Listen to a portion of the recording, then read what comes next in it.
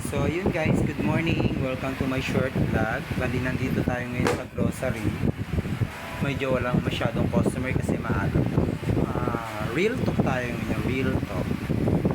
Yung meron ako mga kilala mga friends dito nagsasabi sa akin na bakit daw mas pinipili ko na mag-isa ba. Kumbaga wala akong masyadong kaibigang kagaya ko, LGBT. Well, ang masasabi ko lang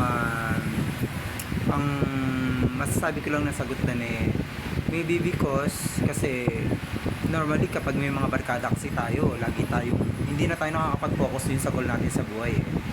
Lagi na lang tayong pagtawag ng barkada, takbudan, kasiyahan dito, gimmick dito, laka doon.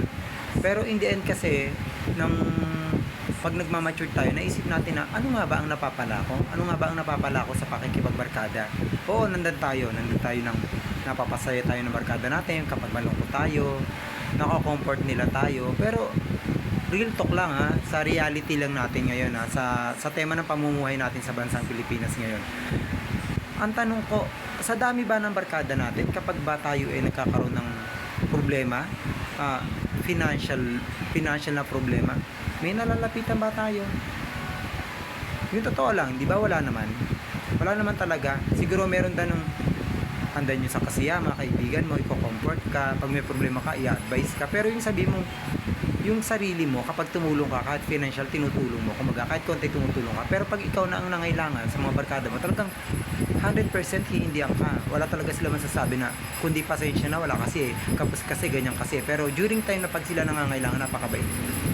Kaya siguro by choice mas pinili ko na lang na ako na lang mag-isa. May mga kaibigan man ako, may siguro mga tatlong kagaya ko LGBT, pero hindi nung kami sasama lagi, minsan nagchat-chat lang. Tsaka siguro malimit pa sa isang taon bago kami nagkakasama at hindi rin tumatagal yun. Hindi rin yung social life ko, siguro nabubuhay lang ako sa bahay, trabaho. Pag may karelasyon ako, nagpo-focus ako sa relationship namin. Pero yung sabihin mong barkada, wala talaga. Kasi, in the end kasi, tatanda tayo eh. Oo, at nanda ng mga kaibigan. Pero, sa oras na pangangailangan mo talaga, isa lang talaga ang pwede mo tawagin. Si God o kaya ang pamilya mo. Kasi, yan talaga, for sure, sa hirap po ginawa, nandan sila, hindi kanila iniiwan. Kaya, para sa akin, sa side ko, much better na sarili na lang. Magkaroon ka man ng barkada, siguro hanggang batian na lang. Pero yung sabi mong kagaya ko na LGBT, mahirap eh.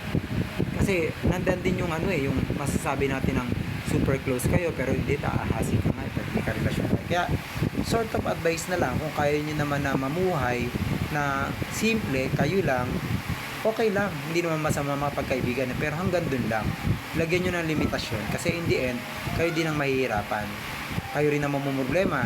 Pag nangangailangan kayo, hindi naman rin kayo matutulungan. So, ang gawin nyo, mahalin nyo ang sarili nyo, mag-ipon kayo para sa sarili nyo, at manatili kayong tumawag sa pong may kapal. Kasi in the end, siya lang ang pwede natin lapitan at pamilya natin. Yun lang po, sana nagkaroon po kayo ng maliit na lesson learned sa konting salitang nasabi ko. God bless you po. Ito po ang ang short vlog ko. Sana po may matutunan po kayo. God bless po.